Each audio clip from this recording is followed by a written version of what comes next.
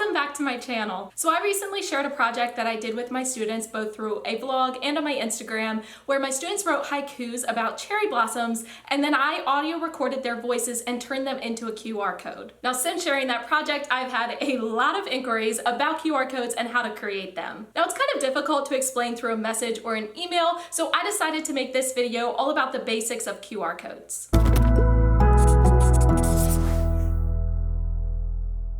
First of all, QR code stands for Quick Response Codes, and if you have no idea what I am talking about, they look something like this. Each QR code is made up of a unique arrangement of black modules on a square white background. Now there are ways to make QR codes colored to add logos in the center. However, for the sake of this video and for the sake of using them in a classroom, it's just not really necessary. Now QR codes are basically like barcodes, and you scan them with a QR code reader, and that will bring up some form of media like a website, text, an image, video, or an audio recording. Now I know that in terms of like innovative technology, QR codes are kind of out of date at this point. However, there are countless ways you can use them in your classroom, and I personally still use them all the time. So the first thing we need to discuss is a QR code reader. If you go into the App Store and you search QR code reader or QR code scanner, you will find literally dozens of free apps that you can choose from. Now, honestly, they're essentially all the same, so it really doesn't matter which one you pick. However, I do suggest picking one that has a lot of reviews and is still rated pretty high.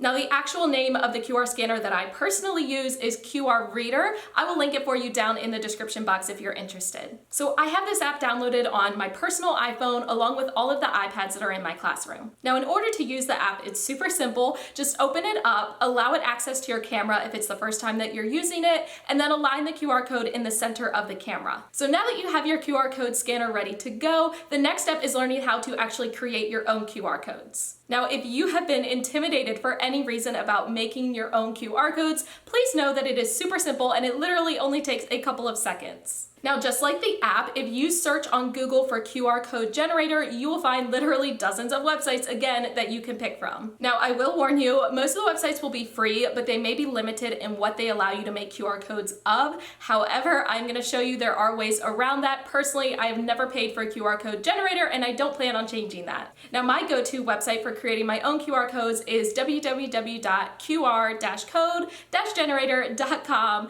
However, like I said, there are tons of ones you can choose from. Another website that I do like that allows just a little bit more customization is www.qrstuff.com. Now, once you're on the website, you will see all the different options that you have for media. So this particular website has URLs for websites, vCard, which is used to save contacts to your smartphone, plain text, which allows you to type whatever you would like, email, and SMS messages. Now on this particular website, the other media options such as the PDF files, the images, and the audio recordings do require you to sign up for a free trial, and then in order to keep using them, you would have to subscribe after that. However, like I said before, there are other ways to make QR codes for these types of files without paying for a subscription, so don't worry. Now for the sake of this video being like a basic tutorial, I'm only gonna focus on creating QR codes for URLs, text, audio recordings, images, and videos. Let's say you want to create a QR code that links to a particular website. You would just copy and paste the website's URL and then click Create QR Code.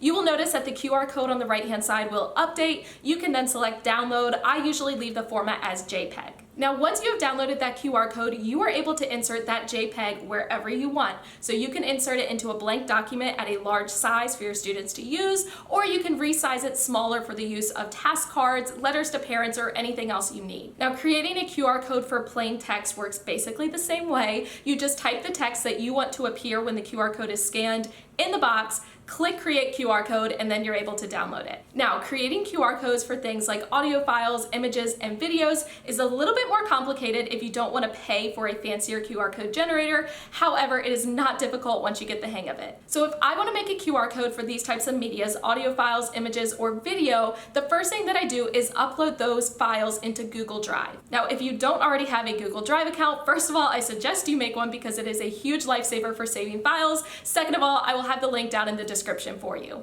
Now, when you sign up for Google Drive, you get 15 gigs of free storage. However, if you need more room, you can upgrade it to 100 gigs. That costs $199 a month, or for whatever reason, if you needed 1 terabyte, that costs you $9.99 a month. Now, I do recommend creating folders within your Google Drive to help organize all of your files. Folders are super simple to make. Just click on the blue button up in the top left-hand corner that says New, and then click on New Folder. Now, once you've created your folders, adding files is super simple. You can either click and drag them into the center of the screen, or you can upload them by clicking that same blue button that says New and then selecting File Upload. Now, once you have uploaded your files to Google Drive, you need to get the shareable link to be able to make a QR code. So to get the shareable link, the first thing you need to do is select the file. So select the picture or video or audio recording, PDF file, whatever it is. Select that file and then click the shareable link button up at the top. It's a small gray icon that looks kind of like a link from a chain. So you're going to want to turn link sharing on for that file. Most of the time it does it automatically as soon as you click the link sharing button.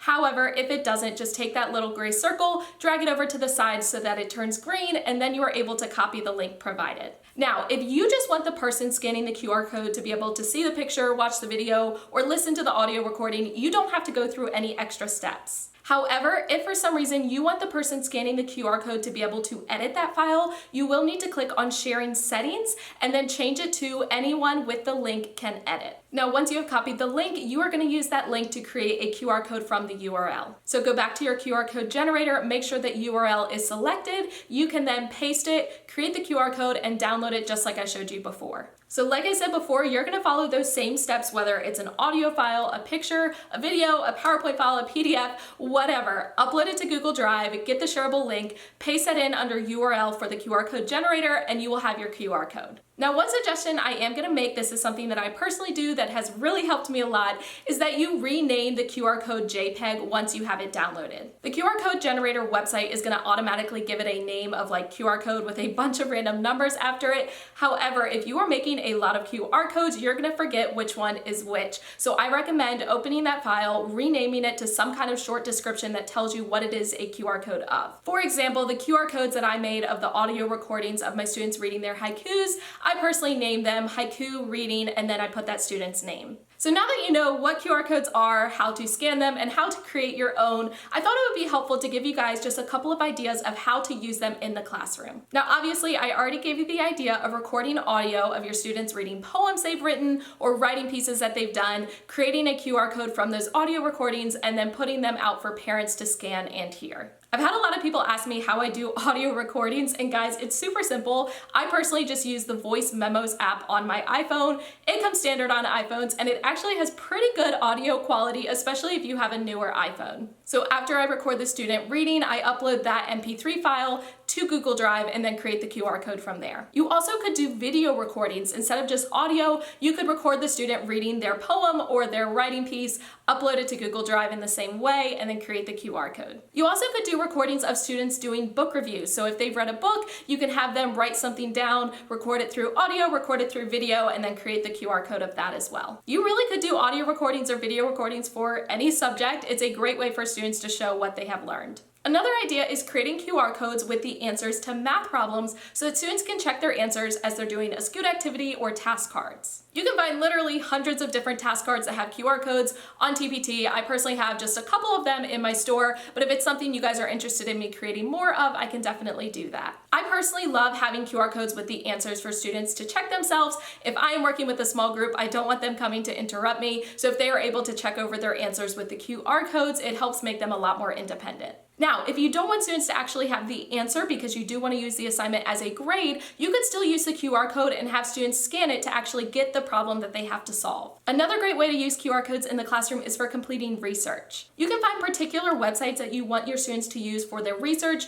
create a QR code of the website, and that way you know your students are using safe and appropriate websites. You also can upload videos and pictures to Google Drive, create QR codes of those, that way your students have a lot of different forms of media to use during their research. I personally used QR codes for research this past fall with my football classroom transformation. Each group was assigned a different football player to research, and I gave each group a laminated page that had tons of different QR codes to look at pictures of the football player, to watch videos about them, and to go to different websites. I also use QR codes a lot on letters or informational pages that I send home to parents. You can include QR codes that link to particular websites that you mention in a letter, or you can use them for parents to get your contact information on a Meet the Teacher letter or a classroom classroom business card. Kind of similar, if you send home some kind of a letter at the beginning of each math unit that kind of tells the parents what skills you're going to be working on, it's great to include QR codes that link to YouTube tutorial videos. That way, if the parents are confused on what the students are working on, they can watch those videos to get help. Now, like I said at the beginning of this video, I did want to keep this tutorial pretty basic, but if you guys want me to do a more advanced tutorial as well, I can definitely do that. Just let me know down in the comments. Hopefully you did learn something new from this tutorial, or at least got a new idea of how you can use QR codes in the classroom. If you did think this video was helpful, please give it a thumbs up. Subscribe to me if you haven't already. I will see you guys in my next classroom vlog, which goes live every Saturday morning at 7 a.m. And until then, happy teaching. Thank you so much for watching all the way to the end and for supporting my YouTube channel. I appreciate it more than you guys realize. If you want to check out any of my older videos, you can use the 2 links right down here. And if you want to subscribe to my channel so you don't miss any future videos, you can use the link right over here. In the description is the link to all of my social media sites, my Teachers Pay Teachers store, and my Amazon store. And I will catch you guys in my next video.